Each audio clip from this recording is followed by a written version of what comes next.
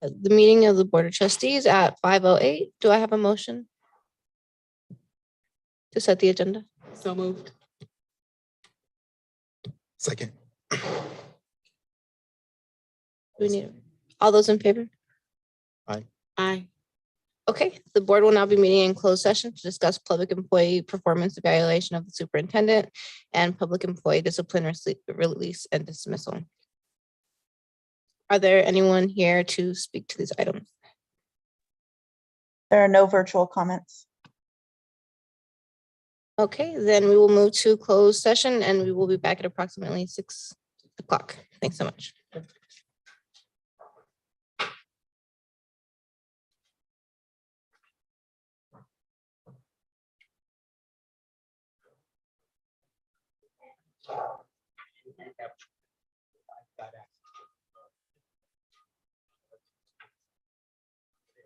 Yeah, so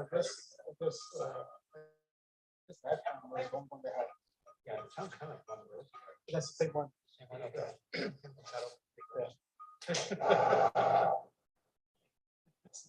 Or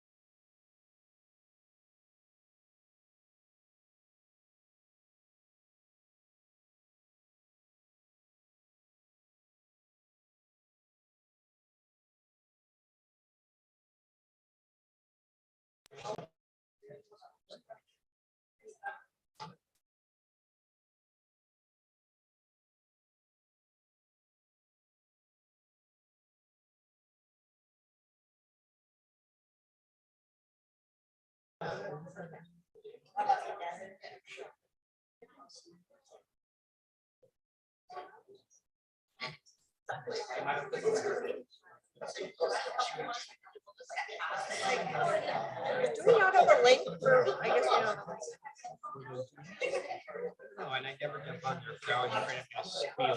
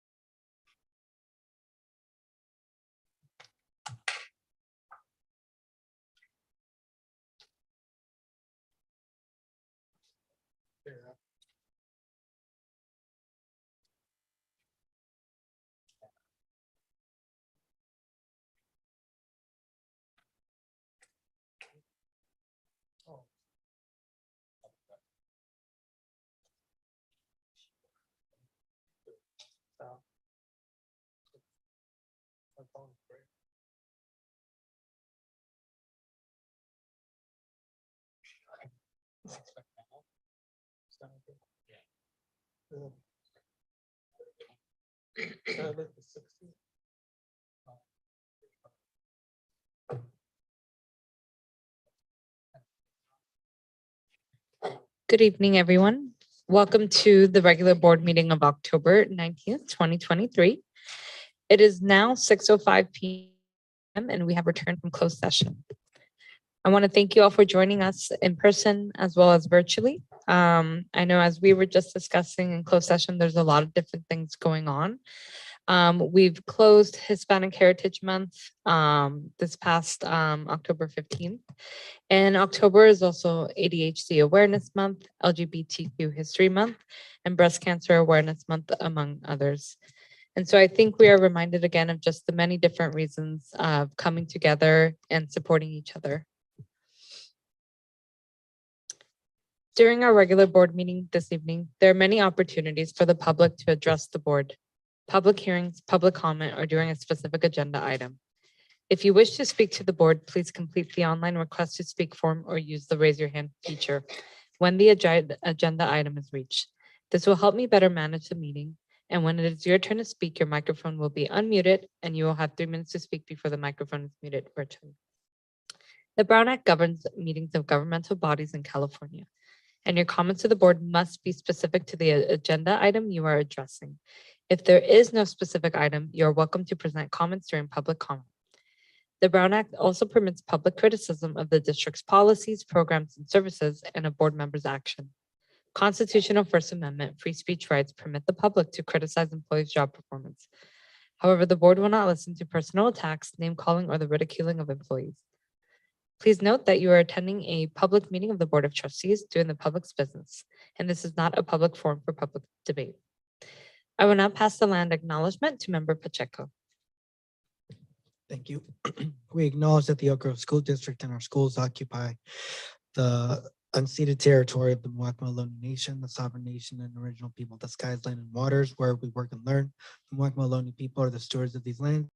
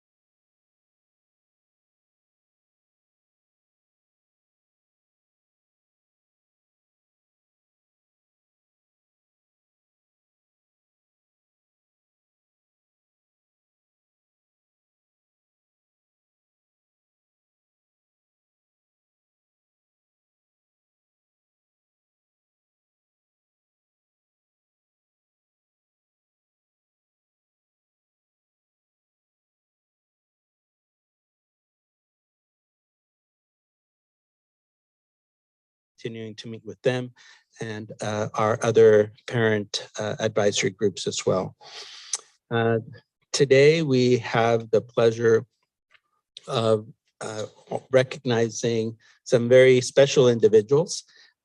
Part of our Vision Awards throughout the year, we recognize individuals that highlight or demonstrate elements of our core values, the things that are essential, crucial to the work in our schools. And tonight, the Vision Award that we are presenting and recognizing individuals is for the Innovative Spirit Award.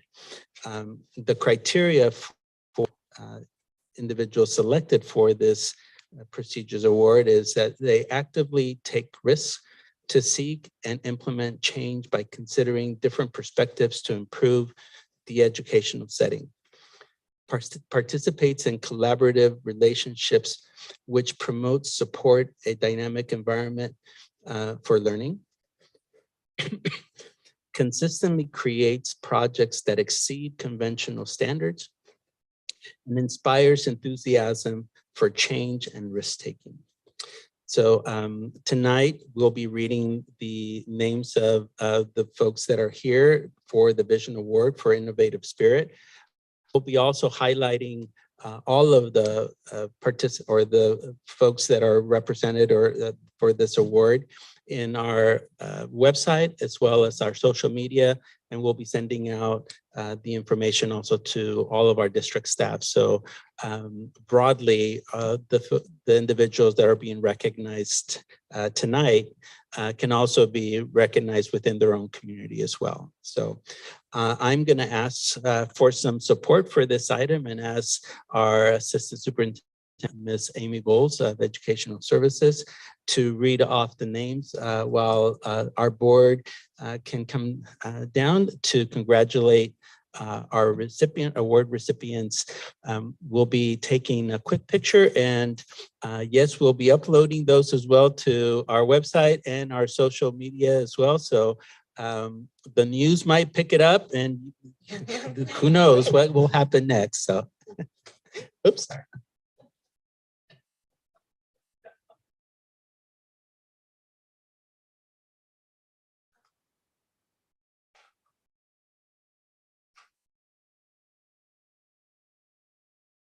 All right, it is my pleasure to read the names of the Innovative Spirit Vision Awards.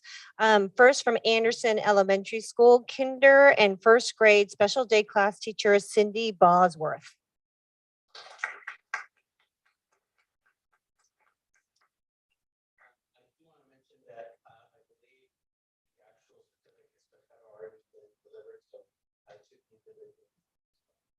Yes, that is correct.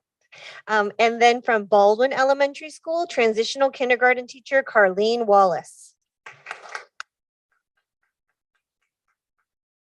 From Burnell Intermediate School, science teacher Lena Saar. From Christopher School, English language teacher partner Karine Vieira. From Del Roble School, 5th grade two-way bilingual immersion teacher Lara Briones. And 1st grade two-way bilingual immersion teacher Sandra Lopez. I saw this next one in the audience from Edenville Elementary School, 5th and 6th grade bilingual teacher Laura Alvarez.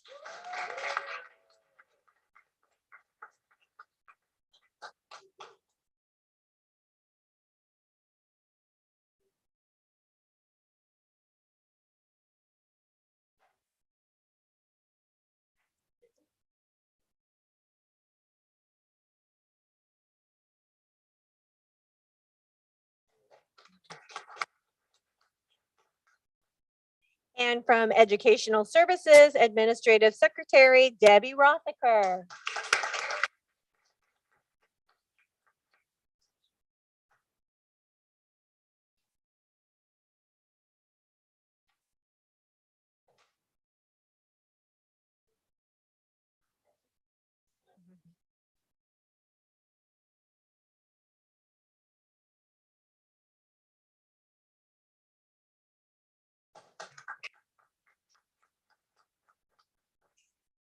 From Frost Elementary School, 5th and 6th grade teacher Pedro Guerra.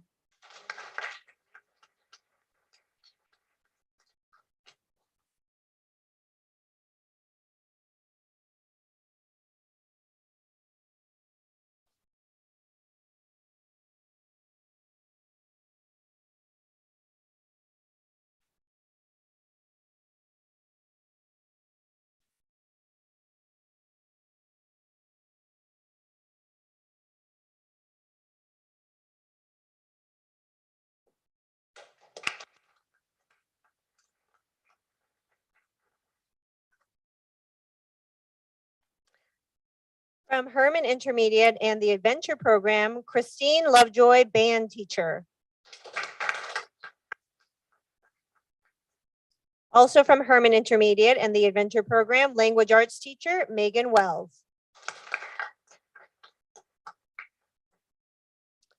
From Human Resources, HR Technician and Return to Work Specialist, Veronica Navarro. From Ledesma Elementary School, Parent and Home and School Club Board Member, Olivia Harms.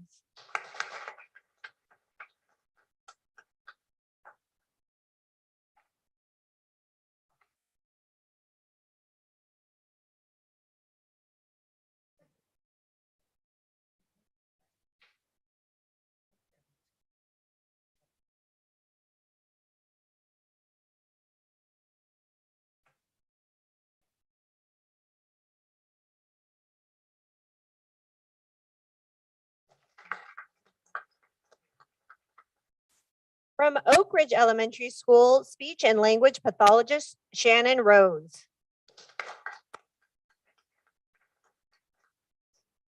From Sakamoto Elementary School, 4th grade teacher Krista Warner. From STEAM at Stipe Elementary, kindergarten and 1st grade teacher Maricena Hernandez. Also from STEAM at Stipe Elementary, 3rd grade teacher Lori Laforte.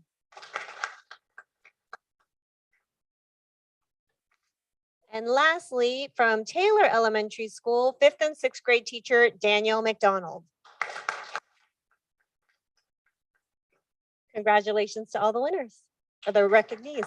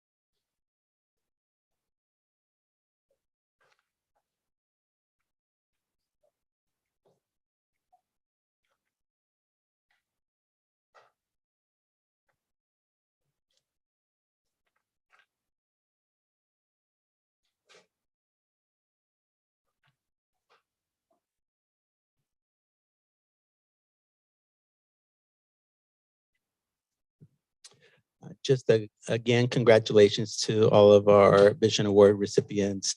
We recognize that there's so many deserving individuals that promote the core values of our district and do so much to also enhance our ability to provide a great education to our students. So we, as a gesture, have these awards to highlight the exemplary individuals that we have in our district through these awards, and also recognizing that there's so many other individuals that are also deserving, and we look forward to continuing to recognize and honor them in the future as well.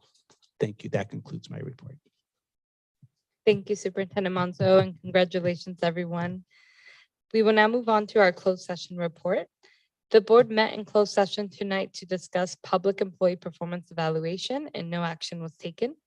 And public employee discipline, release, dismissal, Government Code Section 54957, and no action was taken. At this time, we will now open it up for public comment.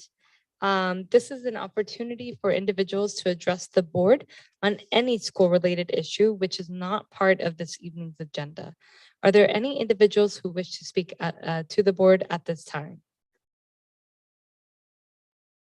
I see none in person. Virtually, we have Val. Go ahead, Val. You have 3 minutes. I hate having to be here again, Okay. but the teachers, staff, and students in special education are not okay. We'll do the virtual comment first, and then we do have some folks in person. Can you hear me? Thumbs up if you can hear me. I believe was that Val? Yeah, can you hear me? If not, please proceed to the mic. Thank you so much.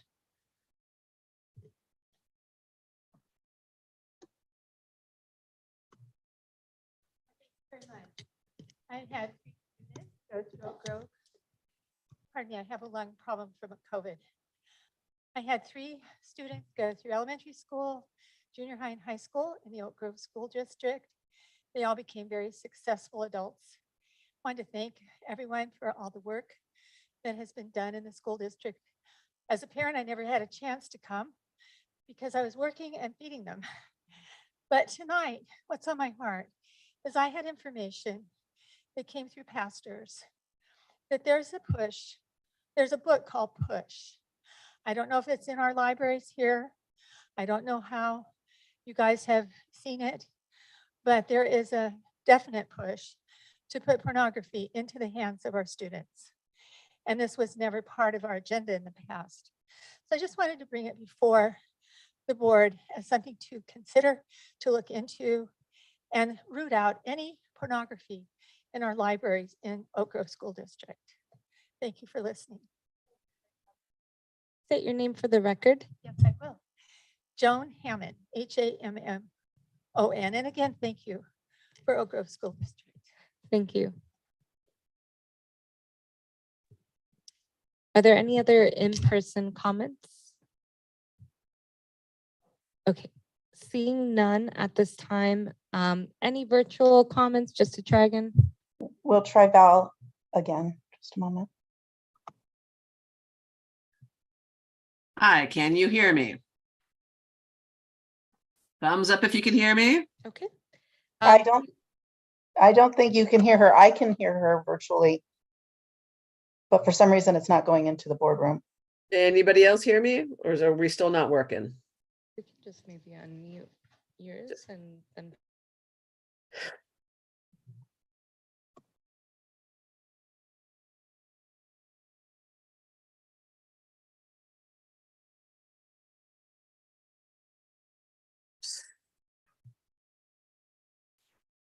So yeah, can you hear me or not?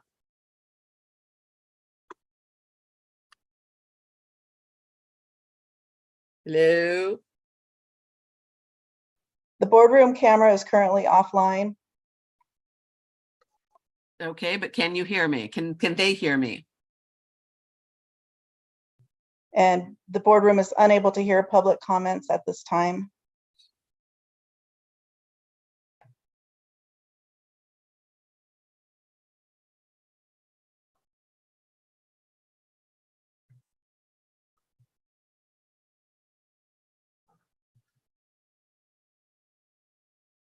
How about now? They're troubleshooting. Just if you can hold. Yeah, no worries. I'm just checking in as we go. Okay, thank you.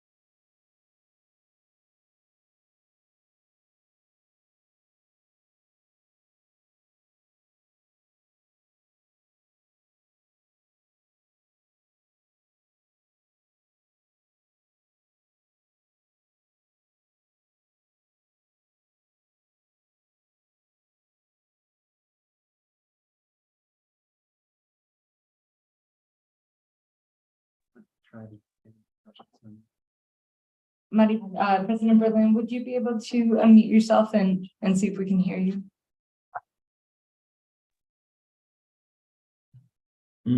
Please help me up in Zoom right now. I'm trying to Okay. force to start it. Okay, we are going to go ahead and restart the Zoom. We're supposed to take a break after the. Mhm. Mhm. We can also move on to the consent agenda and then. Can we do that for now? I can hear Okay. President Hernandez and Superintendent Monzo. I can hear you virtually. Yeah, they Okay, can, perfect. yeah. I think people can hear, it's just not able to call in. Would we still be able to proceed though with? Yeah. Yeah. Oh. Yeah, there we go. Can you hear me now? Yes. So weak. Ooh, but there's an echo. Okay, yeah. Okay, so I will go ahead and start. And unfortunately, I am here yet again advocating for special education. The teachers, staff, and students in special education are not okay. We have classes with long-term subs, classes with no teachers, classes with teachers from out of the country, those teachers who don't have their paperwork completely squared away to actually start working, and it's nearly the end of October. Those teachers who came here from across the sea and have to scramble to find housing. Those teachers who don't know our IEP program, though we were told they did. There are nearly a dozen teachers that are supporting classes by writing IEPs and holding meetings for those substitutes. Teachers in categorical programs are being told different things about their credential. Some need a moderate severe, while others only need a mild moderate. And yet teaching more severe kids is evidenced by lower class size caps and higher staffing ratios. I digress. Teachers are still being physically injured on a weekly, if not daily basis by students. Classes with only partial coverage by instructional assistants throughout their school day. Special education needs to be agendized at each and every board meeting. Just because we're not attending these meetings en masse does not mean that we are doing better, that you have done anything to make our classrooms safer, to provide us a better working environment, or to make a productive, safe learning space for our students. There is a lot going on in special education. Yes, we are a costly program, but our students are the most needy. They are a minority group that needs to be treated with that same level of care and consideration as other minority groups to get the support that they need, as well as their teachers and staff, so that they can have a good, safe learning environment, just like every other kid in our district. Please agendize special education at every meeting, support our special education students and staff. Thank you. Thank you, Val. With that comment, we do conclude public comment, and we will again revisit 4.2 bargaining unit comment. President Berlin, I believe you're with us tonight online.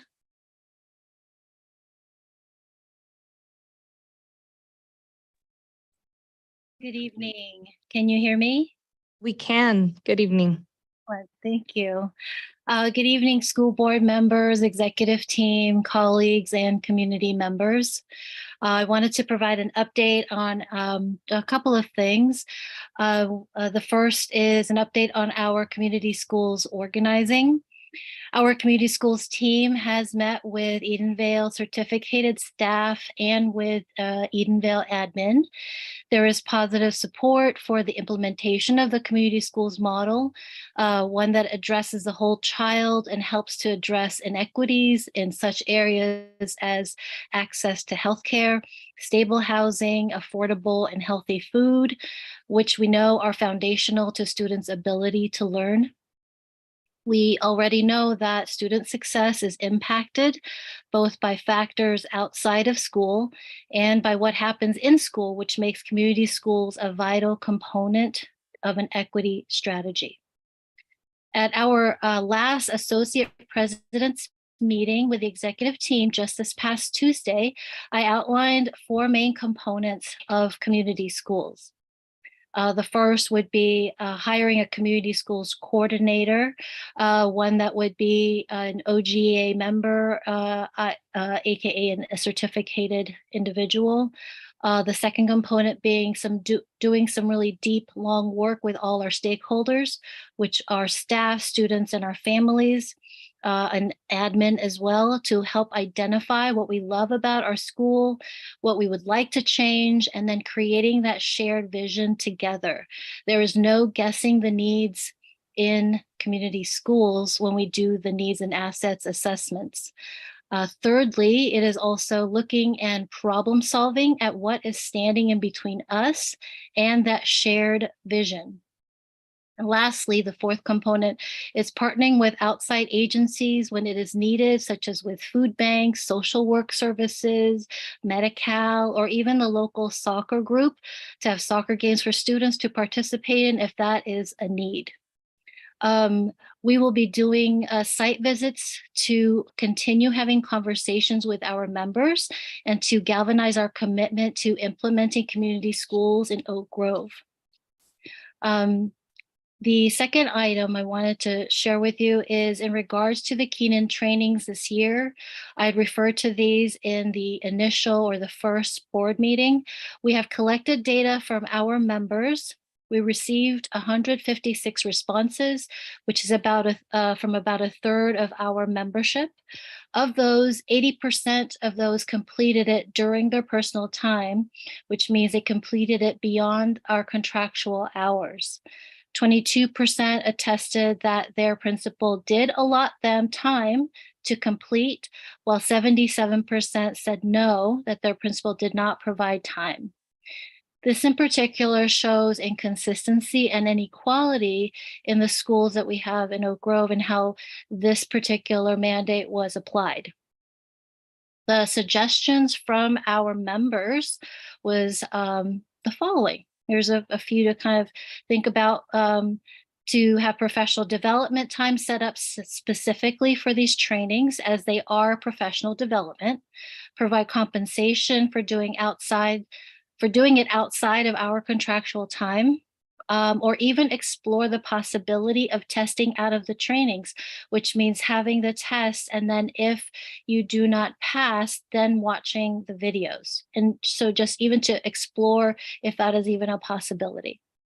The overall implications are that certificated staff are having to choose between completing these trainings and planning for their students or collaborating with their teammates. The executive team is aware of these findings. I have shared them just this afternoon.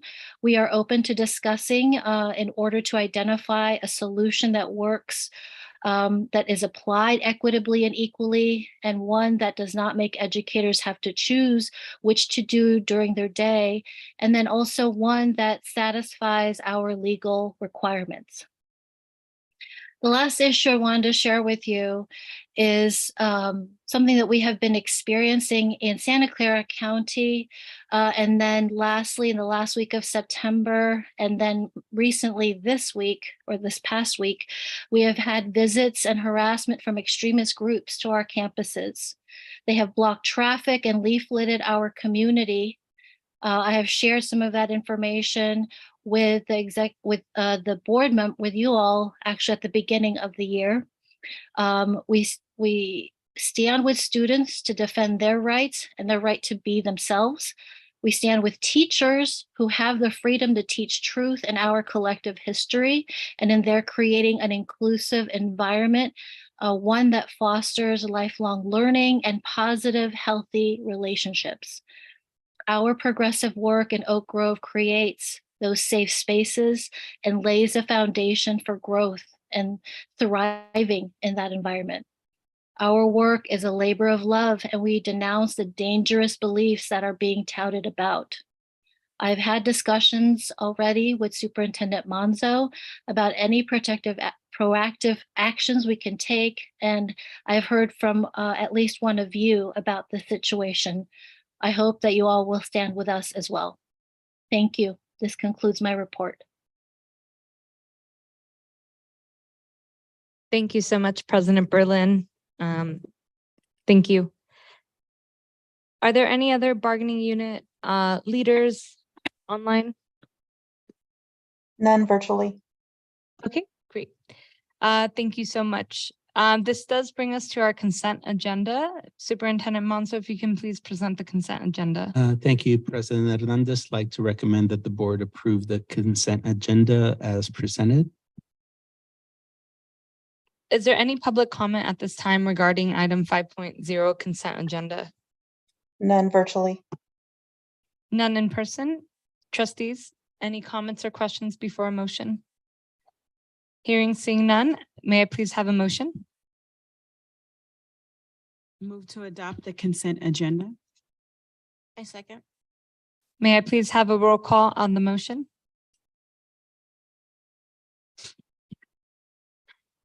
Member Martinez, Aye. Member Jacob,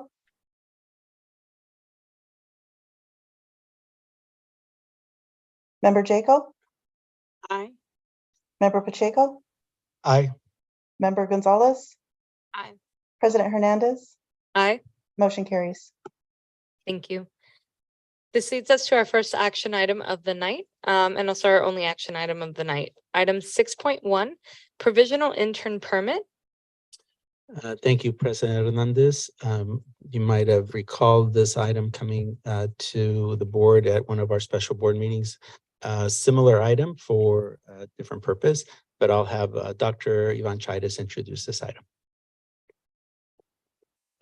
Thank you, Superintendent Monzo and President Hernandez and members of the board.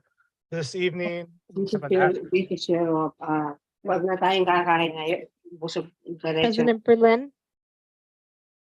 We're going to kindly mute you. Sorry, you were unmuted. So this item is one that must be presented in action. It's the minutes are then sent to the California Teachers Commission, CTC. This evening, we have a science teacher and finding science teachers that have a single subject is a challenge statewide.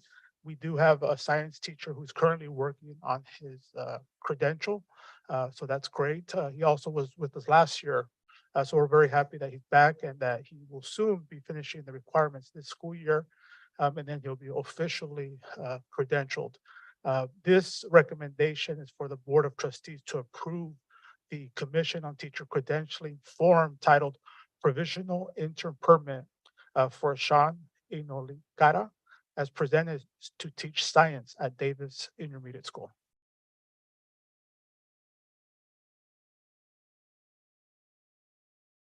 Thank you so much.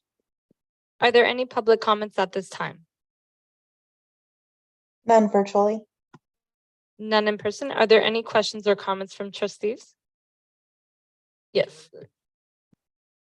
Oh, sure.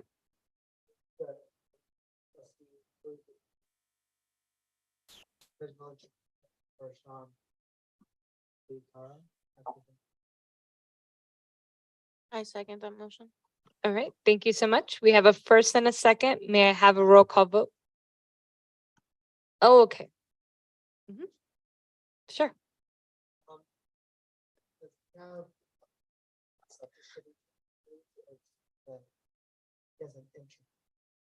He has an intern credential, so he has a bachelor's degree from the university, has the CBEST, the basic skill requirement, has also an intern credential currently, is in the program, enrolled in the program to earn his single subject credential for science.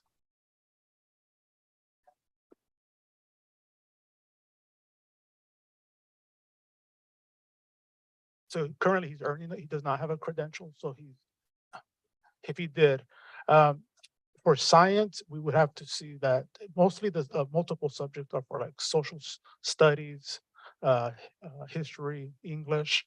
In some cases, depending on their coursework, then there is some, when we look at the transcripts, depending on the coursework. In this case, because he's teaching the science, I believe 8th grade, he needs a science credential. But I was, Superintendent Monzo. Yeah, so when an individual has a multiple subject credential, they're able to teach science, social studies, English language arts, math, but only in core subject areas. And so when they are teaching the same group of students as a core between to content areas. So a multiple subject teacher at a middle school could teach, as an example, seventh grade math and seventh grade science, so long as the same core group of students that they're teaching. But because this is a single subject and it's a dedicated content area, then they have to have a single subject credential. But I think I think to answer your question, my understanding is that, let's say if they were going for their multiple subject credential, but they're not fully credentialed yet, my understanding is that we would still need to Think make an it's- action because they're not fully credentialed yet, regardless if it's single subject or multiple subject. Correct. Did I answer your question or still no? Yeah. Mhm. Sometimes districts- Like, that's not, I'm trying to figure out, like, we're sending from the CPC. So everything still goes through CTC. And so the mechanism where we apply through, we can apply through the county as well, but there's also at times county programs that mostly for administrative programs that the county operates that we can apply, but really the route is through the county. We apply through the County Office of Education or directly through CTC. But most of the time when we apply, you can apply through the county. But then all of the authorizations really are through the state, through CTC. Yeah. Like, so for example, emergency credentials, those they get recorded and logged at the county that you're providing substitute teaching, for example, or if you're in an emergency credential status. And so it has to be recorded in the county, but all of those are approved formally at CTC.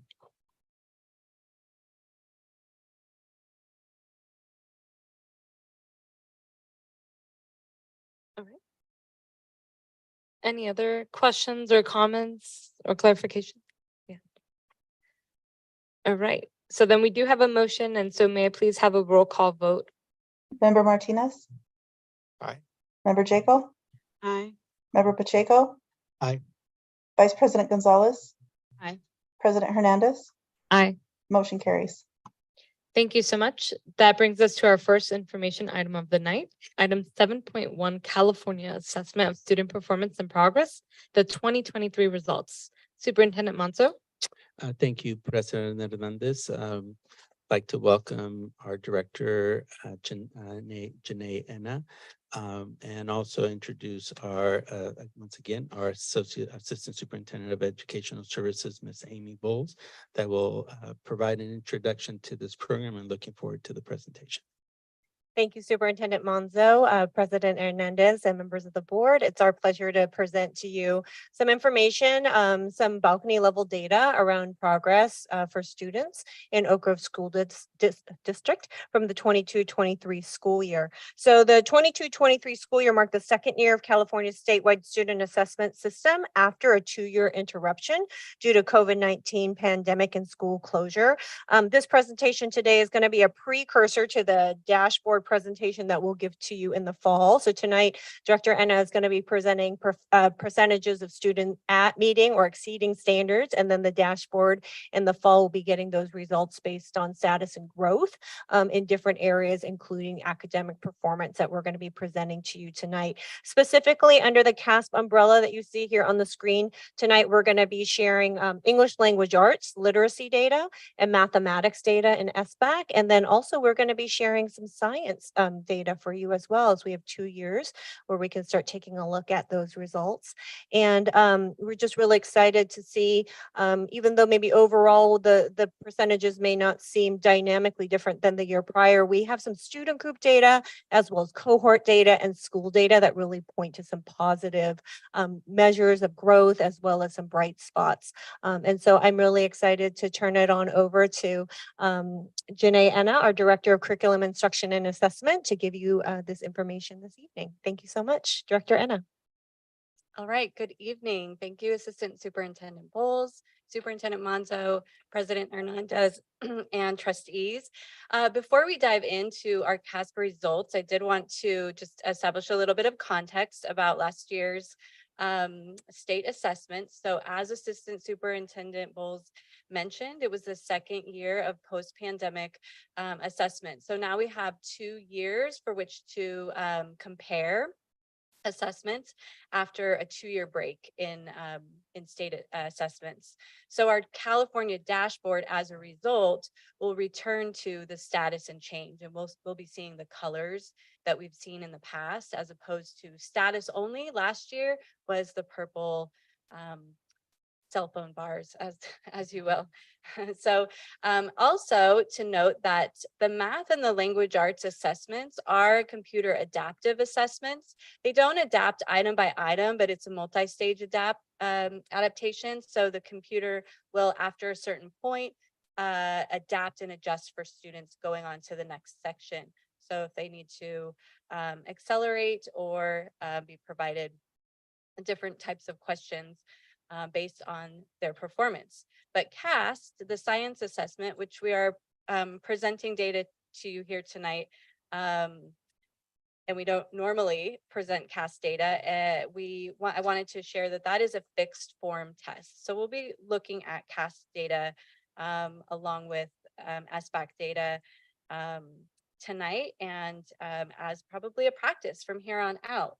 So in order to prepare students for the SBAC, for the CAST and the SBAC assessments, one of the things that we do is we not only provide instruction on the standards in the classroom, but we prepare them by practicing.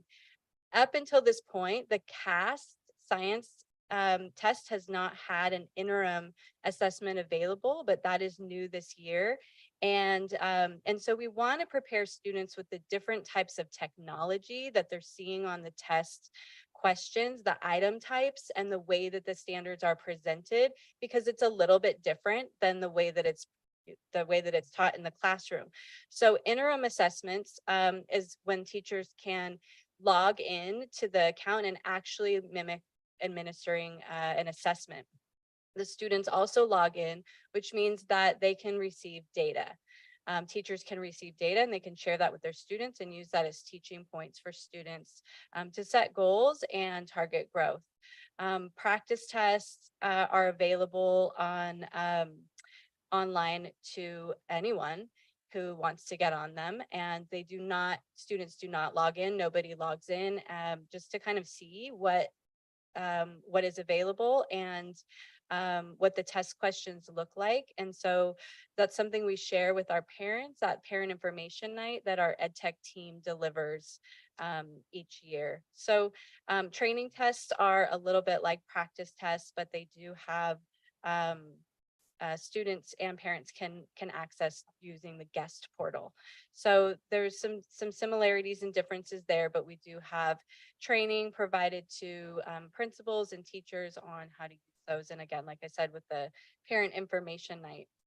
So additionally, testing does take stamina. We do want students to have the stamina to test over a length of time. However, the tests are untimed, so they do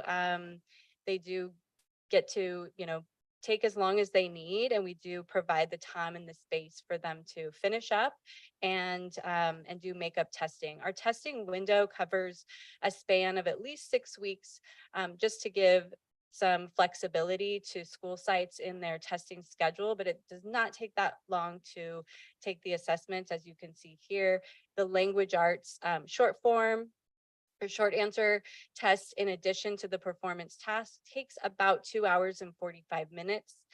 The math short form and performance task, depending on the grade level, will take about 1 hour and 45 to 2 hours. And the CAST science will take about 2 hours for each 5th and 8th grade. The other thing that is important for students to access are accessibility features. So there are 3 different types of accessibility features. Universal tools are available to all students, and they can select some of the tools that are available to them. as they enter the test. There are also designated supports and accommodations. So I'll skip down to accommodations to let you know that the accommodations are only for students who have IEPs or 504s that are stated. Those accommodations are stated in their IEP or 504. Designated supports, however, are for students who have a determined need, but they don't necessarily have to have an IEP or 504. And so there are some strong supports for students who are English learners or who may be struggling with reading. And so one thing that we started last year is started training principals and bringing information to sites about those designated supports and getting those entered. They do have to be entered into the TOMS system. That's the system that we administer the test in. And so students should be able to, on their interim assessment, practice using those supports so that they're not new and unfamiliar when they go to take the test. When they practice with the interim assessments using the designated supports, they have an opportunity to get familiar. And there is a whole host of resources for all of those accessibility features, including videos in English and Spanish of each individual feature. So students can get familiar in a variety of ways. The way that the assessment, the scores are reported is in 4 different achievement levels or achievement descriptors. So the highest being standard 4, which is standard exceeding. And those are students who demonstrate advanced progress towards mastery. Sometimes we call that above standard. Level 3 is standard met, or students who are at standard demonstrating progress towards mastery. Level 2 is nearly met. Sometimes we say they're nearly at standard. They're a little bit below. They may require some further support for success. And then level 1 is students who have not met standard. And so they do need substantial support for improvement in success. We do share the student individual scores with parents. At the beginning of the year, they receive a Parent Square notification that shows them how to access their child's score report in Infinite Campus. So it is in the parent portal. They can download the PDF or they can view it right on the screen. For our 8th graders who took the test in 2023, their parents may not have that access. Their student score reports are mailed home, and all of this takes place in the beginning of the year. So let's get into our language arts, English language arts results. So this first slide shows you the performance band. So overall, we have 47.75, or we round up to 48% met or exceeded standard in Oak Grove School District. And so that's about 22% exceeding, about 26% meeting standard, and 21% nearly met, 31% not met standard. So looking at a comparison, we can see from 2022, we did decrease in language arts by 2 percentage points as a district. Now, we don't have county and state scores here to report to you at the time of preparing the board backup. That was not available for public release, but it is hot off the press. So the public release was yesterday, and I can follow up with you guys with some data points on that. But just so you know, we are above, we did score above the state proficiency level, and our district our demographics do mirror the state's demographics. So that's a little teaser for the state data. So looking at the standard now med level 131.29% for this year, what was the level percentage for level 1 last year? Good question. I can either grab that at the end of from another window or follow up with you on that. So hold on to that thought so we can, once I get out of this slide deck, I can pull that for you. Thank you. Yep. Level 1 for 21-22 ELA. Got it.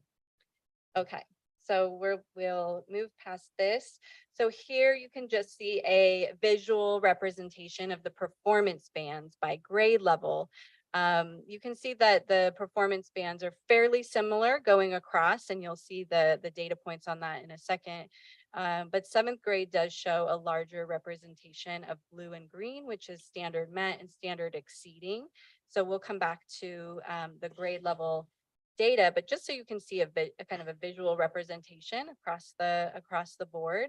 And then on the next slide, these are exact percentage for each grade level. So I wanted to highlight this chart because this is what is available on the state's test result website.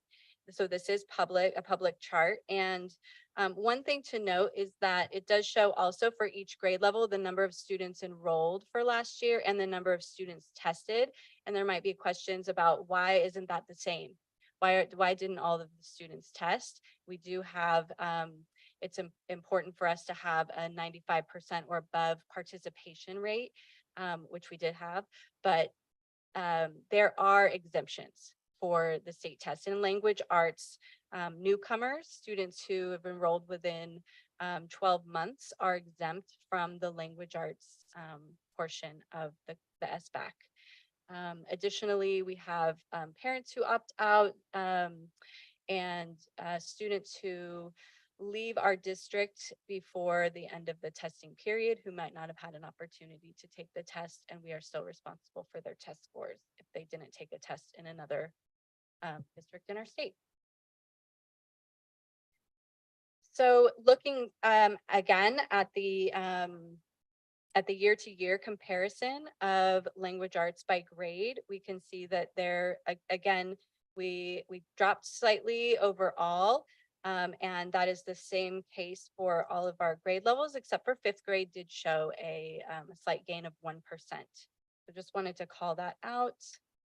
And you can see the visual here. And then we also look at our test results by student group. And it's important to note, just wanted to call this out, that when we do look at data by student group, the test data is one data point that may or may not reflect the multifaceted assets that students bring to their classrooms and their communities. So it doesn't define, we don't let this data define groups of students, but it does serve to us as educators as feedback to understand how we can provide targeted support for our students who need it the most. So we can see that there are two groups who increased in English language arts. Those are students who have 2 or more races and are economically disadvantaged students. And then here we're looking at our grade level data again, but there's a lot of colors on here. And the reason for those colors is that so you can see cohorts going across the board. The diagonal line, you'll see the cohorts in a diagonal. So it shows the 3rd graders who were then that cohort of 4th graders who were then that cohort of 5th graders. But we had 2 interrupted years of testing. So it's not a pretty diagonal line for everybody. So that's why the colors do help. So you can see that last year's 5th graders increased 3 percentage points from their previous year. Last year's 6th graders increased 2 percentage points from their previous year, and 6th graders was 2 percentage points increase. So that's great. And the 6th graders, just to note that was actually up 5 points from their first year in testing in 3rd grade pre-pandemic. And then we do look at our SBAC data by gender to see how we're doing in that area. And you can see that both male and female student groups did drop in language arts. And important to note that between male and female, there is a 6% difference between the two. And remember that when I'll recall your memory to this slide when we talk about the same data slide for math. And then finally, our last ELA data point is looking at by school site data. Now, this is a lot of this is meant to be a visual, to show the visual trends of the growth for each school site. And the data labels are just for this year only. But I did point out where we had growth in our language arts by school. So we did have 5 percentage point increase with from Anderson School, 4 percentage points at Del Roble, 4 percentage points at Hayes, and 4 percentage points at Taylor. So we do have pockets of growth in language arts. Language arts is a focus this year with our district curriculum team, and we're looking at various ways that we can continue to grow and improve. So next, we're going to talk about our math results. And here you see the performance bands for math rounded to 41%. And we have 18% at let's go back to 23% standard exceeded, level 4, and then 18% standard met, 23% standard nearly met, and about 36% standard not met. So year to year comparison, roughly the same. Our math data is flat. And again, the state release yesterday will be following up, but we were also above the state proficiency level in our district in math. Okay, so here's the slide showing the visual representation again.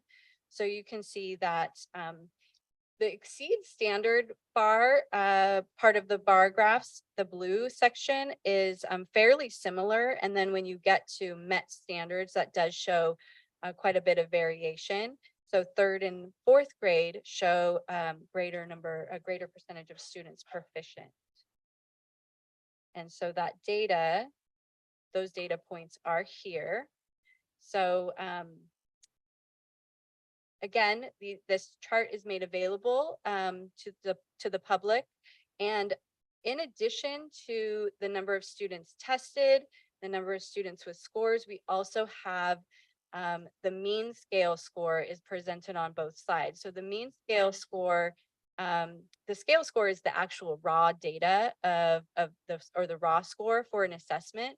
Students score anywhere between 2,000 and 3,000 points for their scale score, and the cut points for met standard for each grade level vary by grade level. What the scale score is. And so the scale score determines our dashboard results. That's where the state looks at the standard, the cut point for the standard, and the distance from standard below or above that. And that's what's going to determine our dashboard results. So I just wanted to point that out to you, that that's reported here, the scale score, mean scale score, before the dashboard is even released. Okay. So here again, the grade level data, and we did have increases in 4th, 5th, and 7th grade, but I did want to point out that 4th grade increased by 7 percentage points here. I think that's 7. So we did have a more growth in 4th grade from the previous 4th graders. And then our student group data, we had a bit more growth for 5 groups. So our Filipino group grew 2%, Hispanic and Latinx grew 1%, white and special education grew 3%, and economically disadvantaged students grew by 6 percentage points.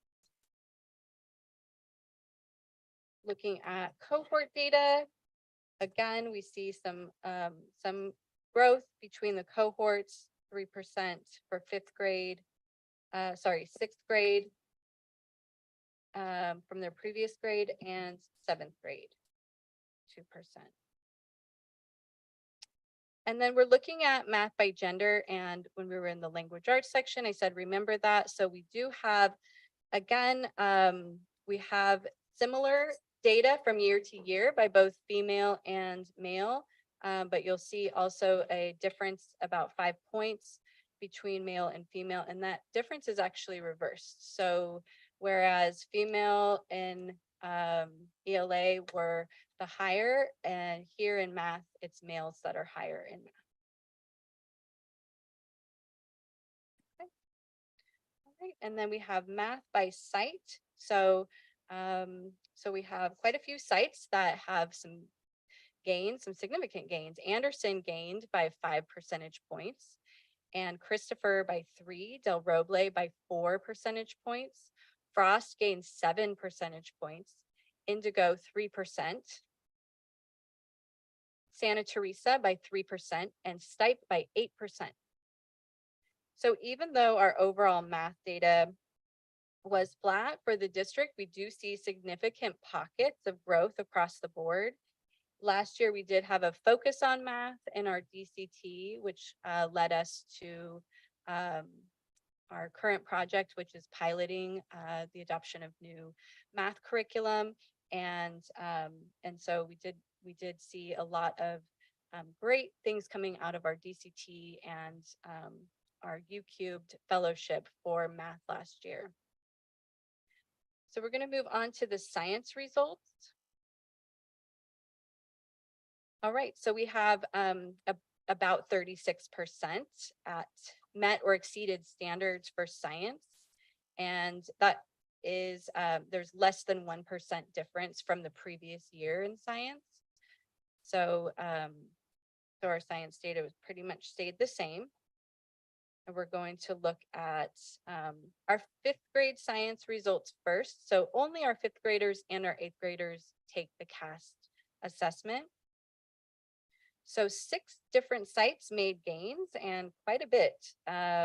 Frost grew by 7%, Hayes 10% gain in science, Indigo 5%, Oak Ridge grew 12%, Santa Teresa 9%, and Stipe with 8% in science.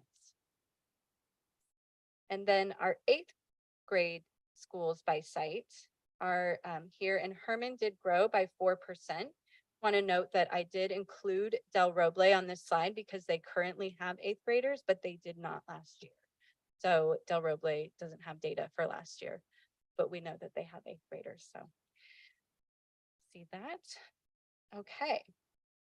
So that concludes, oh, sorry, one more slide. Our science data by gender. And we did have a little bit of a decline for females from last year to this year, and a 1% increase for male students from last year to this year.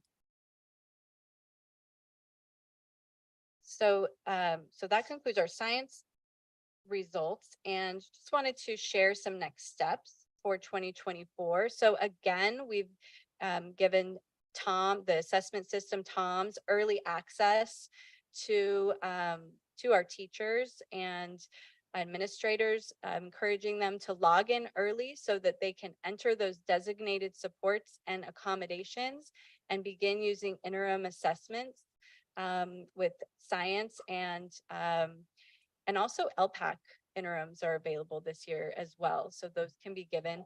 I know that across many sites with their PLCs, grade level PLCs are weaving in interim assessments into their data cycles. So that's really exciting to see. And we're able to get some data on students early on. We're also continuing with tier 2 and tier 3 interventions across the sites. We have our literacy intervention specialists in our elementary schools who are working with struggling readers, and we have sites have their allocations for implementing tier 2 interventions at their site, depending on the need there. Like I said, we are focusing on literacy in our district curriculum team meetings and working on a district literacy vision for the year, and piloting math curriculum for adoption for next year. So we're working away on that. That will come to you later this year. And then really excited to implement the new science curriculum and see how we can work to improve student achievement in science through some very sound curriculum that way. So Thank you. And I'm going to pass it over to Assistant Superintendent Bowles to add any final remarks before we close out and take questions. Yeah, thank you so much for the time in presenting, time in preparing, and then also in presenting. Director Enner, that's a very comprehensive view of our results from last school year. And if any of the trustees have any questions, we can try to answer them for you at this time.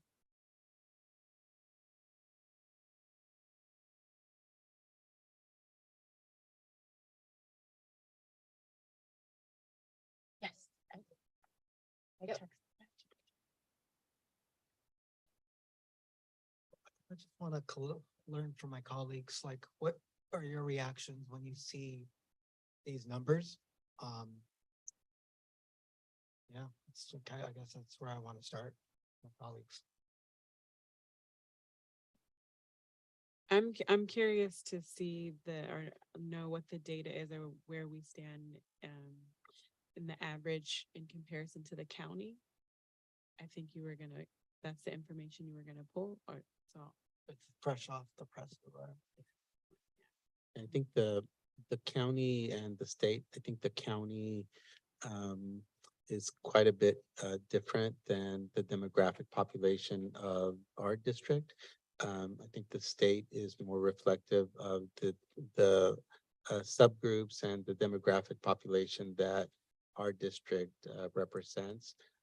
We'll provide both of those data points. As mentioned, unfortunately, they weren't available in order to present it tonight. And so I think part of continue certainly interested in the reaction and from the board, and also a recognition of what we continue to work through post-COVID. And, you know, these were areas of a priority and focus, and a recognition that, you know, the impacts of the inability to have students in front of us on a daily basis for 2 or so years have created impacts to our system, have created impacts to our ability to continue to make progression and accelerate learning for students as we work through our challenges even now. And so I think as we look at benchmarking and looking at our rate of growth, I think it is important to benchmark with similar demographic populations that we serve, and the state is also, I think, a good benchmark for us, and possibly also other local entities that also reflect the demographic population that are represented today.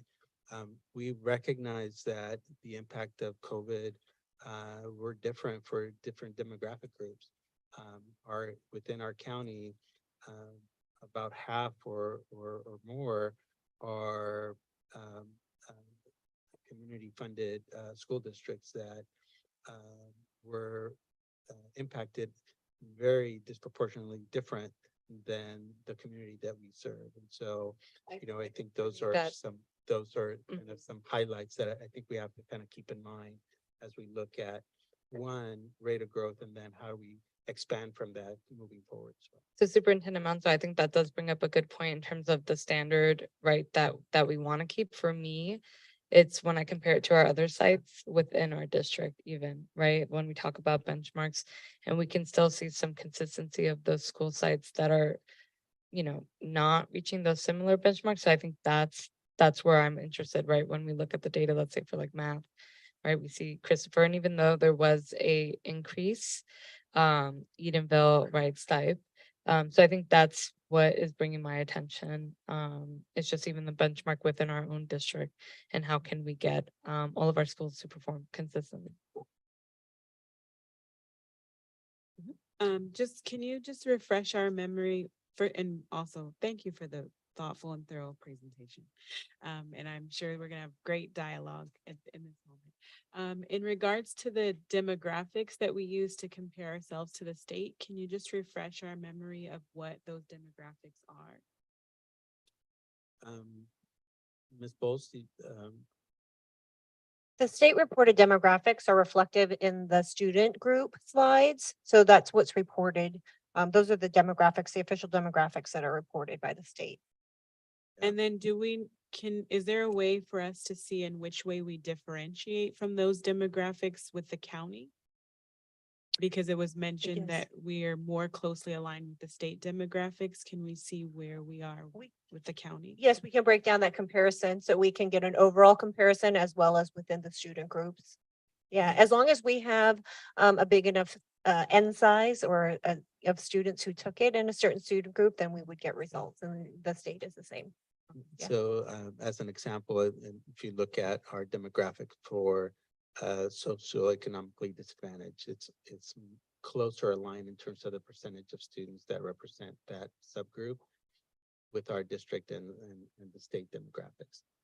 Our EL population as a whole, similar, our EL population aligns much closer in the number and the percentage of students that have that demographic profile to the state compared to the county. And so we can break down through each of those demographic groups as whole, as both for the state, for the county, and then for our district, so you can see the differentiated elements related to that. Yes. Thank you. So we'll prepare that in future when we get those results. They were just publicly released yesterday, as Director Enna said. For example, in the past, we've reported that we've always been very proud of how our reclassified language learners do in comparison to the state. We outperform the state of the same student group by over 20% over the last few years. So we can give you not just our comparison of percentages as a population, but also how each of those student groups compare in terms of proficiency with the state. So we'll prepare that and bring that to you so that you can review that. Of the 31 local school districts in Santa Clara County, 32nd up in the county office of ed, which I don't really count as that. Which ones would be which ones are comparable to Oak Grove in terms of being state funded and then also demographics? I know probably Franklin McKinley, maybe Alamar, I don't know. Like which ones? I mean, I'd hate to kind of go from the top of my head, but I mean, we can certainly present and look at those demographic groups and identify the ones that are closest aligned to our district and provide that as well side by side. I think that would be fair to provide as well. Yeah, I think I'd just like to see how other districts that are similar to us also grew or fell. I also expect that all of the education journalists are busily writing their articles, and there'll be a lot released within the next week or so as they're digesting the public release from this week. And so we'll continue to keep an eye on that and share those comparisons with you as appropriate. Well, I also want to note too that whether a district is community funded or state funded, I do notice that every district has fell. Even a district like the one I work at, very well off in terms of being community funded, but yeah, there's been dips. And so, it happens. Yeah, and over the last year and a half, 2 years, I think we've also have shared from a variety of different educational sources, just documented evidence of the impacts that we're seeing in both of these tested areas in English language arts and in math, of the impacts that are being seen with student performance overall, as you mentioned, Member Pacheco. And so, I think what is important as we continue to move forward is how we identify opportunities for accelerating growth, identifying where we are and providing the support, the resources that we can to in terms of status and change to create sufficient change and progression for our students through that process. And so certainly a lot of work to do, and certainly also acknowledge the hard work that our teachers and our administrators do on a daily basis, and continuing to support the multifaceted needs of our students and the student population throughout the district. Were you able to find those numbers? Yeah. So for level 1, standard not met for, remember for this year, for language arts was 31%. Last year it was 29%. So it did increase that first level band by 2 percentage points. And then for math, for 21-22, it was 35%. And for this last year, 22-23, it was 36%.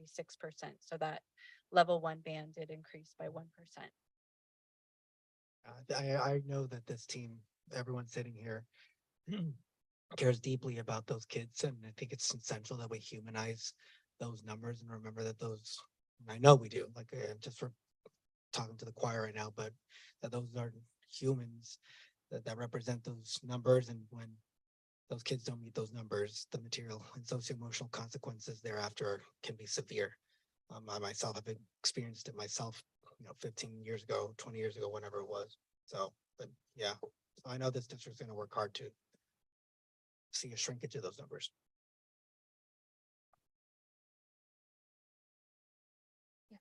I just have a general question. I know that we're looking at data and we're looking at the numbers, and those are important. And we're trying to assess and figure out how do we move the mark in the direction that we want to see. I'm just curious what type of input is gathered or data is gathered in regards to student voices, in regards to, maybe what challenges they're facing, what they might need as supports, and in addition to students and educators, as far as where they see and how that is used holistically in developing a strategy going forward. Yeah, I think that's a great question. I think that varies, right, from school to school and even classroom teacher to classroom teacher. But I know that we're just finishing out our goal setting meetings for this year in elementary school. And oftentimes for upper grade, we have teachers that invite the students to come. They go over data results. SBAC, if they took it the year prior, could be one of those data points in addition to iReady. After the iReady diagnostic, we also have shared out a data kind of goal setting one-on-one sheet. And so I think there's various ways that teachers try to engage the students in that goal setting. We know that that's very important, and also just reflecting on what's getting in the way, what supports do you need. We're also, I know we've had multiple conversations about this, but we also know that attendance can't be divorced from this conversation of achievement. And so I think I've shared that through differentiated assistance, we're trying to engage in other ways where we can check in with students immediately when they come back from an absence to ask, what were you doing yesterday? How can I help you transition back? And so we're trying to really utilize what is commonly known as straight data, right? So not just as balcony view and satellite data, but really getting to the user end and as students and families to really tease out the root causes, because we can make assumptions about what we think the root causes are. But the more we can talk to the students, we can certainly utilize Student Advisory Council for those conversations as well, have in the past. But to say that there's maybe a uniform way, I think it varies from teacher to teacher. And then also we do make efforts, especially with our students identified as experiencing homelessness and our McKinney, Vento, and foster youth. We do have an administrative assistant centrally who is in contact with them regularly, asking them about their needs, their challenges, so we can help support them in greater capacity. So I would say it's in various pockets, but certainly the most recent goal setting conference time period that we had is the best way to have those conversations, not just with students, but with parents about their goals, what's getting in the way, how can we help, and how can we support.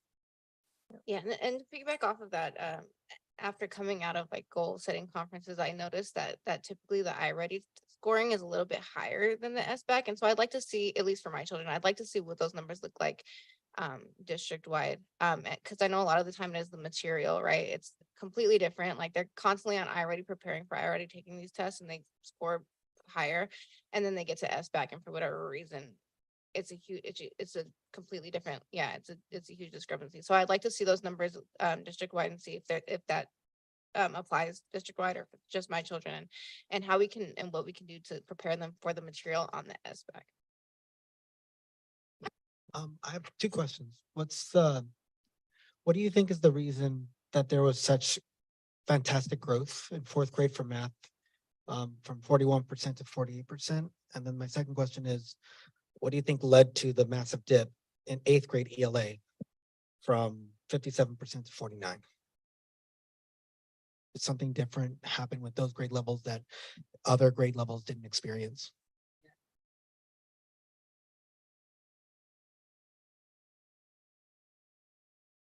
Well, if you think about the 8th graders and you go retrospectively or just go back, so those students were transitioned from elementary, being an elementary student without being in 5th and 6th grade. And then they transitioned from, so basically they went from 4th grade to an intermediate school setting. And then they were in middle school 1 year, and then, this would be the 2nd year that they would have been in a middle school setting. I don't know that that is the specific cause, but we are seeing that students, particularly when they're the middle school, there's always what they call the middle school dip, where when students transition from a elementary setting to a middle school setting or intermediate setting, there tends to be a dip. And similarly, when they transition from a middle school setting to a high school setting, that initial transition typically also identifies a dip in performance. And so, we can speculate some of those things. I don't know that we can nail down a very specific cause. I think part of the PLC work and looking at data points throughout the year gives us better information at a local level, because it's difficult to quantify that systemically across 18 school sites or multiple school sites. But I think certainly I believe one of those factors is just that gap of practice and that gap of exposure, and also that change in the environment that students had to maneuver from moving from an elementary setting as a 4th grader, and then finding themselves in a middle school setting, with very little transition points as well. So, certainly there's a lot of in the name of Shrek, there's a lot of onions to peel. And, I think that's part of the work that we have to engage in with our schools through our PLC process and continuous improvement process. What about 4th grade math? I don't know if there's any specific thoughts on that.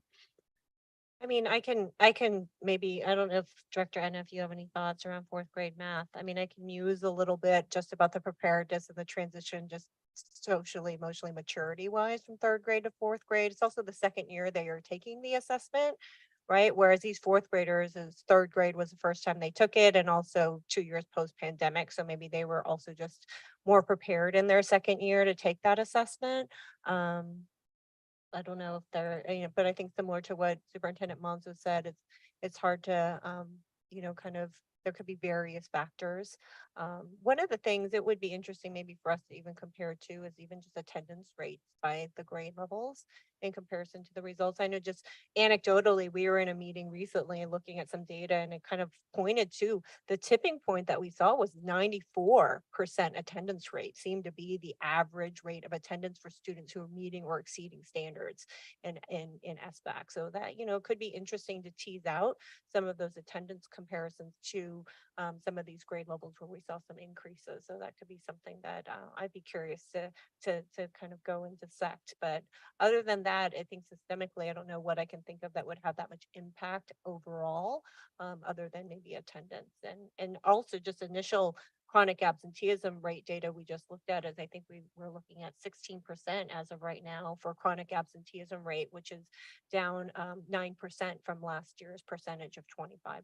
So that's we're glad to see that. I kind of remember also, that just content wise, and if you look at results for 3rd grade and 4th grade, they tend to be higher because of just the level of complexity of the content that they're exposed to. And then it changes in 5th and 6th grade.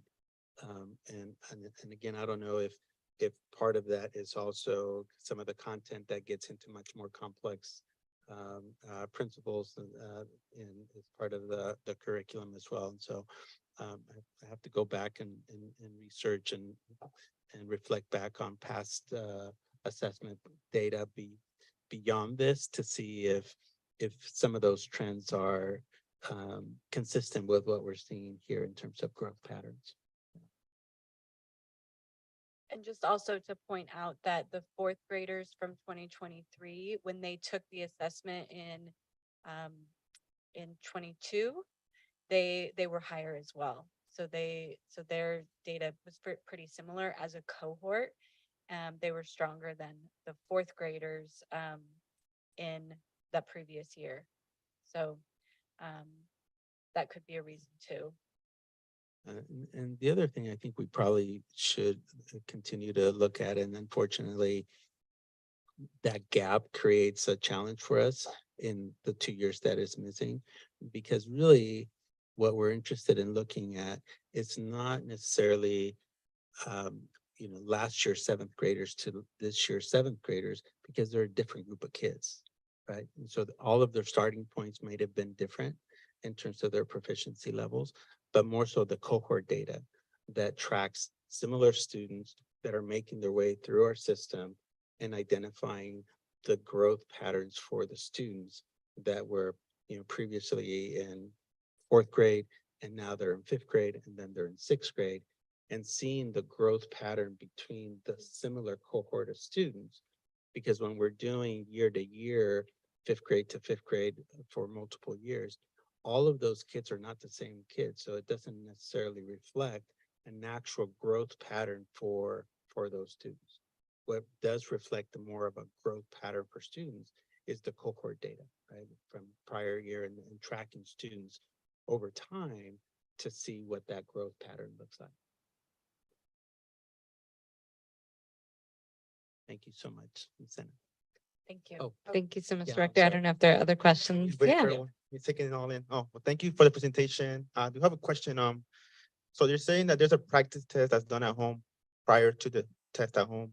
Is what's being ensured that it's being utilized? Like, is there proof that they're completing it and they bring it to the class to show they So- completed it? Good question, that there is an option for them to practice either in the classroom or at home. So the practice test, we don't get any data for that. It just kind of, they can have exposure, and we notify parents about that option, but there's no, because nobody logs in, we don't have usage data on that, so we don't know. We know that, some parents are very enthusiastic about wanting their students to have the exposure to that, and they also want to see it for themselves. What are the item types? But who's using it and how often? We don't have that data. We do have interim data for who's accessing that and how often. So we can see what they do in the classroom, and because we have scores for that. But as far as the practice test, that's a good question. Is there any ideas of looking forward to making it, enforcing it?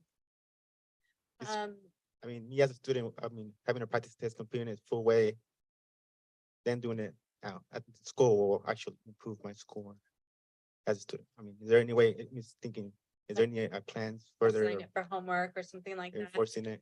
Or like a Yeah, parental engagement piece where it's brought into the conversation, maybe. I know there's been a lot of talk of how we can, and I don't know if we're doing that already. Conferences that in looks the like, yeah. in the middle of the year, a great time for teachers to share that with the parents and to encourage them to start getting ahead on what the assessment looks like, and look at the practice test at home. Teachers can assign it for homework. They wouldn't have any way of holding students accountable to it though. So it really is just because we can't, unless, there's not really a way to do that.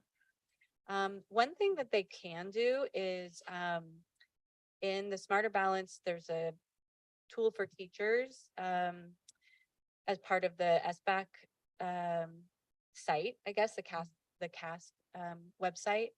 SBAC Tools for Teachers actually gives teachers the option of creating kind of creating assessments and pulling in items and looking at item types. So that's one way that they can whole class, teach kids, but they can actually print things.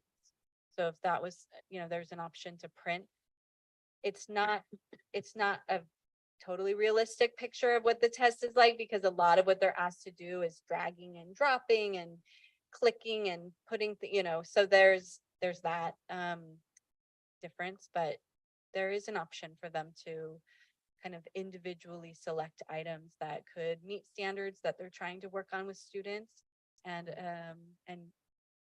give them an opportunity to take them. They can create some kind of an answer document online where they can get those, or I don't know if you can think of any other way. Actually, my colleague, Associate Superintendent Evans, gave a great suggestion that we can explore further, but we currently have close to or more than 2,000 students in expanded learning programs. And so not all of them are 3rd through 8th graders, but we can certainly partner with our after school programs to give them access to, or I mean, they'll have access because there's no login required, but talk to them about putting some time to be able to utilize afterwards for students if they're finished early with homework, or certainly maybe some certain dates where they can utilize those practice tests as well. So we can explore that a little further as well.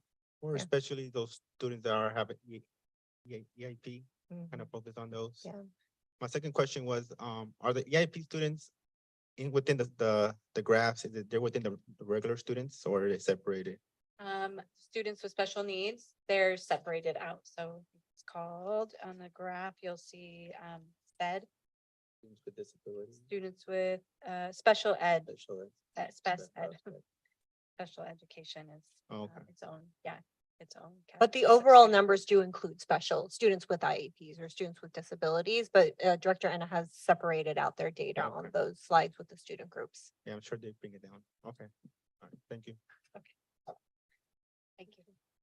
Thank you so much. Any other comments from trustees? Okay. Any comments from the public online or in person? No virtual comments.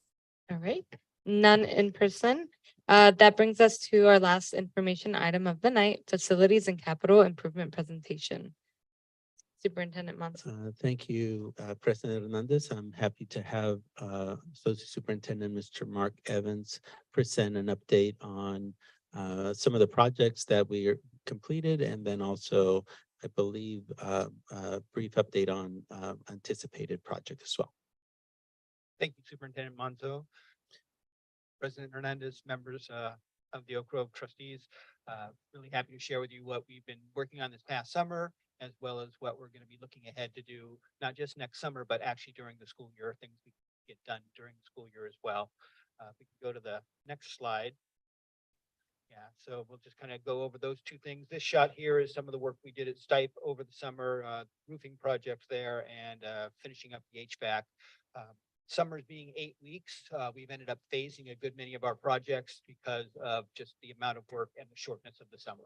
So we had work done on Stipe in the summer of 22, doing part of the rooms, part of the roofs, and then after that, we went on to finish the rooms this past summer. Next slide kind of shows one thing that we're happy is up and running. We have security cameras around the district now. They're installed at all the sites. Bernal, which had a lot of work this summer, is finishing up all of the full implementation of the cameras. But principals have been having really good response and good feedback, and we're communicating with them to see how they're operating, how the locations are working, and updating, what would be another phase if we look at more cameras in addition. But for now, we've got a good, about, depending on the site, 5 to 10, focusing primarily on the points of access, intruder alert and things like that. So, and we're also able to go back and look at them in the past. They're here at the district offices as well, and they have actually helped us abate issues of vandalism or trespassing stuff on the sites. I want to recognize our safety committee that also provided input on this item, and also our board as part of the LCAP. And one of the areas of feedback if you recall, was safety and security.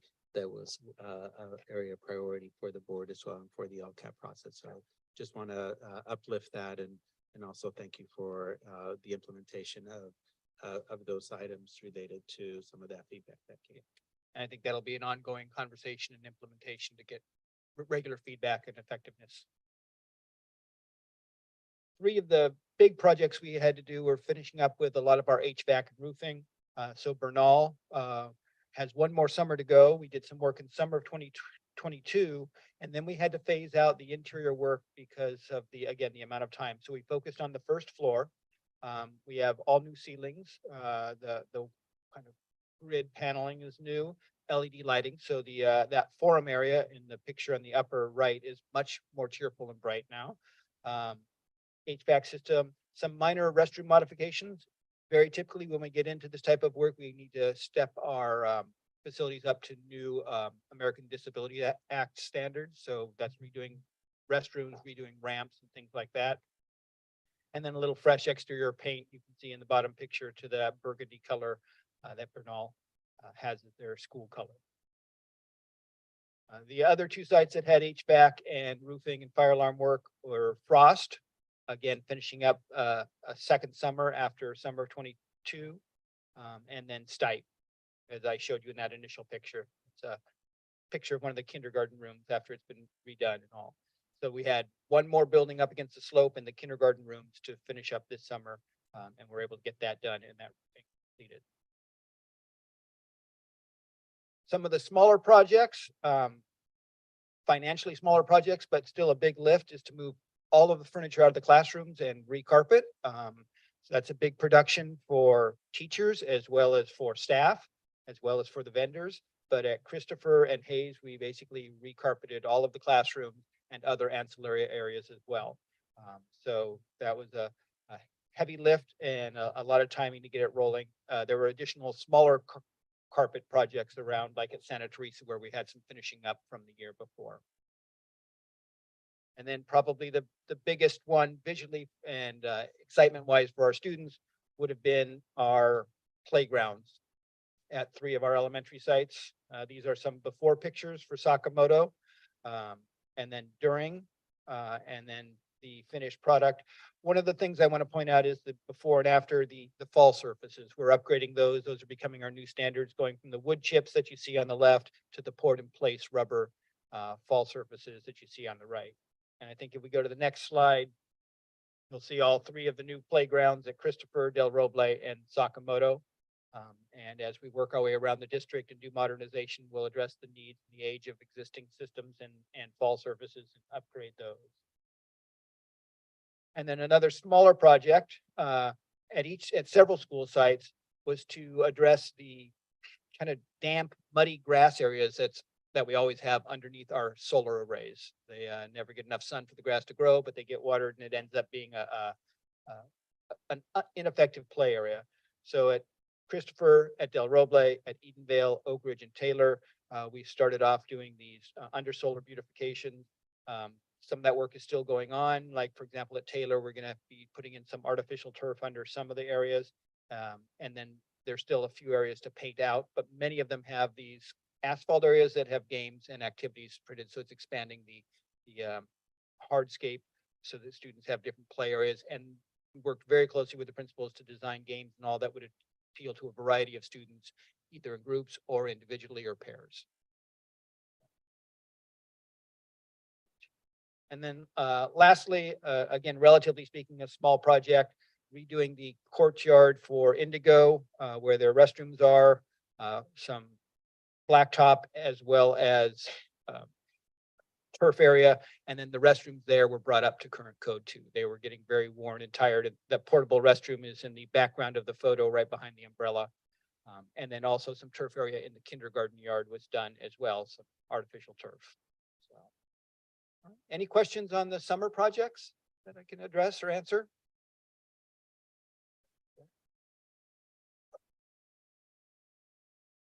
So right now we are going to finish the presentation, but then right afterwards we can, yes, address your question. Thank you so much.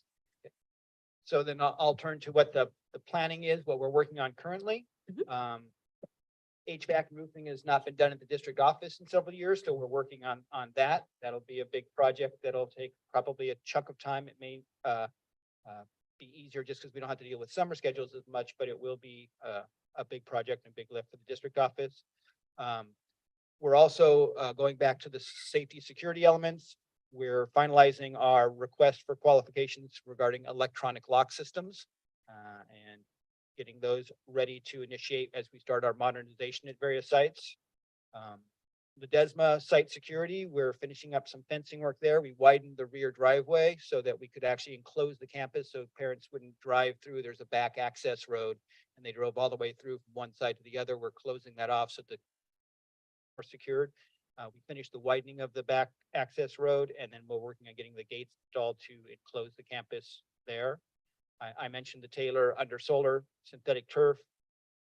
I think we've shared before the clock and bell on the lower right, just kind of use speakers and clock bells in the classrooms that will be able to visually and auditorily give out messages in the event of an emergency, as well as just the regular PA system. We're coming along nicely, getting to final design phases on the Davis track and field, and that'll get done during the summer. We'll start later when we talk to the site. For them, it's easier to have the track unavailable in the early part of the school year versus the end because it's track season in the spring. So we'll probably get that started well after school's out, let them finish using it, and then it'll be about a 90-day project that'll probably finish up September. And then Stipe security fencing, we're working on that. That is one of the projects that we'll do during the school year where we can. I think the next slide kind of gives an exhibit of that. The red line will be a combination, depending on the section of the fencing, of the decorative wrought iron fencing that you see typically around the school, particularly street facing, or the no climb mesh. Stipe is a challenging school because of the slopes. So there are sections of this that we can't do during the school year because they run into those ADA requirements where we actually have to redo concrete work and all. So for example, at the upper right-hand side along Snow, where that access is into the campus, that needs to be reconfigured to adjust the rate of slope on that sidewalk. So we can't do that during summer, or we'll do that during summer because it's too disruptive to do during the school year. And the other area of challenge is kind of around the parking lot, particularly at the front entrance to the school where the ADA ramp is that goes down to the cafeteria and the multipurpose room. That'll be areas that'll have to be postponed till summer because again, that's a very disruptive, lots of concrete work being done there. But we're going to be bidding this out by the end of the year. And depending on lead time for all the supplies, we look to get started with the new year and probably over about a 3-month period, get that installed, hopefully by spring break, it'll all be finished. So those are the things we're working on. Happy to take any questions or comments on So facilities. we'll start with the trustees. Any comments or questions? Yep, go ahead. Thank you for the update. I was just curious, you mentioned talked about the under the solar panels, like the grass area. And I was just wondering if there are any plans to expand that work to the other campuses, for example, like Burnell. Yeah, we'll look at kind of like we are with the playgrounds, look at where those other needs are because those are common problems with the solar panels and the grass underneath. Okay, thank you. We are trying to, as we're looking at projects, we are trying to, in particular in this area like this, create a district standard. So we have, because this is an issue in I think pretty much all of our schools where there's grass, and just because of the lack of sunlight that dries those areas when it gets irrigated, it just becomes a mess. And it doesn't matter if it's an elementary or a middle school, the issue is still the same in terms of some of those dynamics. And so we're trying to also, as we go through, identify the work that we are doing as things that we want to apply across the board and as a district standard.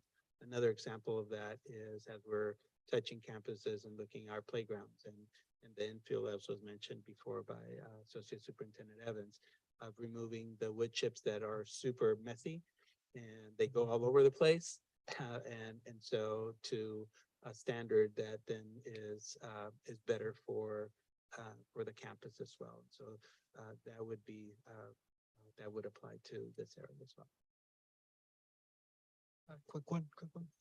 Thank you, Member Jaco, and then go ahead, Member Pacheco. Over the years, we've been hearing some talk from teachers who work in certain schools, that they complain about the lack of walls being between classrooms and that being a safety concern. I was wondering if the facilities and capital improvement initiatives over the years still have those concerns in mind. Those are regular concerns that come up when we talk about the classrooms and safety and security. Assistant Superintendent Bowles is working on what the classroom looks like, so that'll become our district standard, like Jose was talking about in other areas. But you'll also find us looking at each site. Some of those are gonna be more challenging. Christopher's all self-contained classrooms is not an issue, but other sites have a very open classroom concept. And in the process of looking at that, we'll see how we can secure the classrooms, but some of them will have to also consider emergency evacuation also. Sometimes have requirements as to how many doors you can go through before you get to outside. So we'll look at what those requirements are and how we can close them or secure them better if we were into a lockdown situation. Is it the district's, so it sounds like, is it the district's drive to eventually get all of our classrooms to be truly self-contained across all of our schools? Physically? Yeah, I think with the exception or the caveat that Associate Superintendent Evans mentioned, there are some requirements that prohibit putting barriers in spaces. And as an example, the number of doors that you have to go through in order to exit a building. And so, you know, there may be, because of some of those design elements of a campus, where it may be difficult to implement that. But it is a goal for us, because that, I know that that was a major area of emphasis, one, when we were going out to the public to ask for support, is with those two elements in mind, the safety and security, and then the revisioning of the classroom environment, teaching and learning environment, that were kind of the predominant areas of input and focus for this bond measure. So that is highest priority for us. Okay. When do you think we'll see some movement or maybe some more updates about what that can look like? As we determine kind of the sequence of events for sites that they'll be done, if it were Christopher going first, it would not be an issue because of their format. If it were Oak Ridge, it'd be a big challenge because you have rooms in a concentric circle. And I think, as Superintendent Monzo pointed out, there's the safety and security, but also the instructional component. That's another aspect we've heard about in closing the rooms, is just so you don't have noise and all from other rooms. If we do have rooms that you can't isolate by themselves, we'll look at, can we isolate an area, 2 rooms or something like that, so we can secure a section and still have those 2 rooms secured, even though we can't separate them. So we are working on a sequencing that we will bring to the board in terms of, I mean, I wish we could say that we are going to get all of them done all at once. Just the reality of, one, the amount of money that we have in this first allocation, we wouldn't be able to do that. But we will be bringing a sequencing of what we anticipate as kind of the first attempt to work on these some of these factors. Thank you. Thank you so much. Sure. I appreciate it. Yes, go ahead, Member Martinez. One question. Thank you for that. Quick question about Stipe. On Snow Drive, as you walk into the right, you see the school. Toward the end of the school, there's like a portable, isolated. Is that being used? It looks being- abandoned. It's not being used by us at this time. I think it was used by a community group in the past. Yeah, it was I believe it was called the GONA Center or the ORCA Center for Strong Neighborhood Initiative. It hasn't been used for a few years. We used to have partners in school innovation that were a partner that worked with our district that were housed there for about a year or two. But currently there isn't somebody that is occupying that space. We do know that, especially on the peripheral of our campuses, sometimes there is activity that happen in those areas. So that's something that we'll have to consider to determine if it's best to maintain that facility there, particularly if it's not being utilized, or remove it because it just becomes a point of attraction for possible either vandalism or other activities that we wouldn't want there. So as part of this process, we will be evaluating that area as well. Okay, cool. Thank you so much, members. We'll now open it up for public comment. So if you could step up and state your name for the record. Yeah, my name is Juan Olguin. I'm the father of five kids and also intermediate Davis student. My question was about a type about the fencing. As far as I know, I heard I'm kind of giving some of the answers already, but it was rumor, well, not rumors. I actually see last year because I was part of the PFA that we have in that school, and it was a map presented last year for the fencing that is supposed to happen over last summer, and nothing happened. So I'm kind of curious to see where we are with that for the fencing and that. So- Especially because for the kindergarten area, it's kind of like a low area. It's kind of dangerous for the safety of those little ones. So that was my.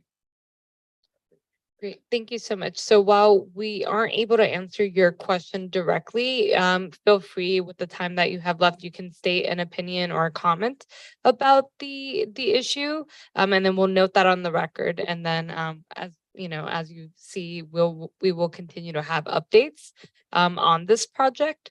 So I'm not sure if you'd like to continue with your stance or other concerns. No. Okay. Mhm. Well, I'm kind of Please. like, I do construction for a living. And that's another issue. One of the stairs in one of the buildings started looking at deterioration on the structure of the stairs. So I don't know, that'll be structural compromise or something, maybe something that has to be take a look at it. Because that'll become a big safety issue for the kids. Mr. Olguin, is that the one in the middle going up? It's in to the metal building going up to the top level. That's the stairs that I started seeing a lot of rusting issues on the face of the stairs. They're like few steps. And something that probably has to be taken a look at it just to see if it's still structurally sound, okay for the kids, for the safety of the kids, or if something that is gonna have to be taken a look at eventually, and then do some repairs or whatever. Absolutely. Can you repeat his question about the fence again? Ben? So, yeah, so, I think the concern was identifying specific areas that still had the lower area, 4-foot fencing, in the kindergarten area. So that is part of what will be addressed as part of this plan. So, all of that will go back to the standard height that we're implementing across the board as a standard, for that area in the kindergarten area or any other area where there's any kind of street access. So all of that will be at is it 7 foot or 7 foot no climb? 7 foot. is Seven, standard, yeah. 7 foot no climb, and then the wrought iron deck. The is right, also 7 yeah, foot. 7 foot. So all of that will be addressed as part of this component. So, yeah. And I just want to thank you for your comments and thank you for being here tonight. We will have regular updates, so I appreciate your comment. Thank you. All right. I'm not sure if we have any virtual public comments at this time No, concerning virtual- item 7.2. no virtual comments. Okay, thank you so much. That does bring us to our closing items. Board, I'll open it up to correspondence and board discussion. Please feel free to just speak whenever any of y'all are ready. I just want to share, I had a moment with Mr. Pedro Guerra from Frost. As many of you know, I started my teaching career as a substitute here in the Oak Grove School District, and I actually subbed for his class. I've had, different pivotal moments in my, that journey to become an educator, and my interactions with his students was one of those moments. And then I also subbed at Frost, and Mr. Guerra became my colleague for a couple of days, or I became his colleague for a couple of days. And we had some really great conversations. And one of the things that I noticed about him is that during his duty-free lunch, he spent his time in his classroom with students with an open door. And that really made an impact and an impression on me. Just seeing the types of genuine relationships that he had with his students, how their eyes lit up when he was around, just their confidence, their self-esteem. And, you could just tell that there was something different about this teacher. And when I say he made an impression on me, when I began teaching, I wanted to be that teacher, and I took my duty-free lunch, and I also kept my door open for students to take the time to build those relationships. I'm trying not to get emotional because when I saw him, I just had a flood of memories, and I just want to really give him a personal shout out because, as educators in the classroom, you're kind of planting seeds and you don't always recognize or get to see, how you impact your students' lives. And I just want him to know that he also impacted my life. But I also say that to share, the amazing educators that are here in the district. And as we continue to do the work that we're doing together, I hope that we will continue, like Mr. Guerra, to take time to listen to students. As we're gathering data, as we're looking at all the charts and information, it's important, but that will also create space that's outside of maybe our norm, where we can really spend quality time and engaging students in conversation, getting their input, as well as parents and educators, right, that are here outside of the typical survey that might go around, because it really does make a difference. And as we're looking at the numbers and the impact of the pandemic and seeing declines, there's also data and research that shows that schools that had this kind of shared decision-making model, like a community school models, were far better equipped for the pandemic, and they didn't see the kind of hits that the other communities are seeing. And so as we move forward, I think it's really imperative that we continue the conversation about how do we create these spaces? How do we open up our doors, right? How do we do things outside of the norm and invite folks to come in and just continue to build those relationships beyond just the data points in order to help shape our processes and engage in more of a shared decision-making practice. So thank you. And I'm glad thank you for the tissue, Cecily.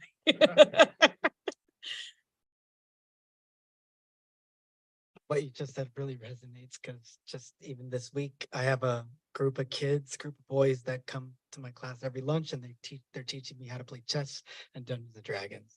And it's like I look forward to a lot as a teacher, but probably look forward to it a lot as kids too. But I just wanted to share something that happened yesterday.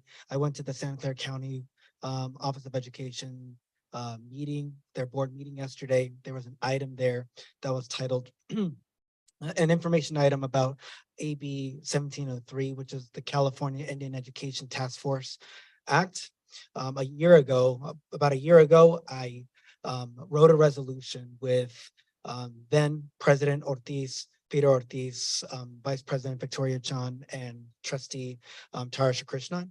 And we asked the County Office of Education to establish a California Indian Education Task Force so that they can create Native studies for all of our districts and collaborate with LEAs like Oak Grove and others to create this curriculum. So it took a little bit of a while, but a year later, it's finally in motion, and it will be launched later this winter. And I was really happy to be there to speak in support of it and thank the trustees for pushing all this time. And I'm excited to finally see some Native studies start to flourish and be creative for all of our kids, so that we can see a group of students that nationally, they have the lowest high school graduation rate, amongst the lowest test score outcomes for state testing. And they suffer very concerning levels, or we suffer very concerning levels of drug abuse and suicide, inflictions that happen specifically to the Native community in different ways. And so I think with Native studies, education is a strong way to solve a lot of these academic and social issues that afflict the community and help. And I think it's going to really help our community thrive, because it helped me thrive as an adult. But I think, imagine if Native studies can be handed to our kids at a younger age, what different life trajectories can those be? So I'm happy to see our County Office of Education lead the way, and I'm going to try my best to make sure that Oak Grove is included in all these conversations moving forward for years to come. Thank you, Member Jacob, Member Pacheco. Any other board comments, discussion? Okay. Hearing none, we can now move on to adjournment. May I please have a motion and a second to adjourn tonight's meeting? I move to adjourn. Second. Okay. All those in favor? Aye. Aye. All those opposed? Hearing none, the regular board meeting of the Oak Grove School District Trustees is adjourned at 8:06 PM. Thank you.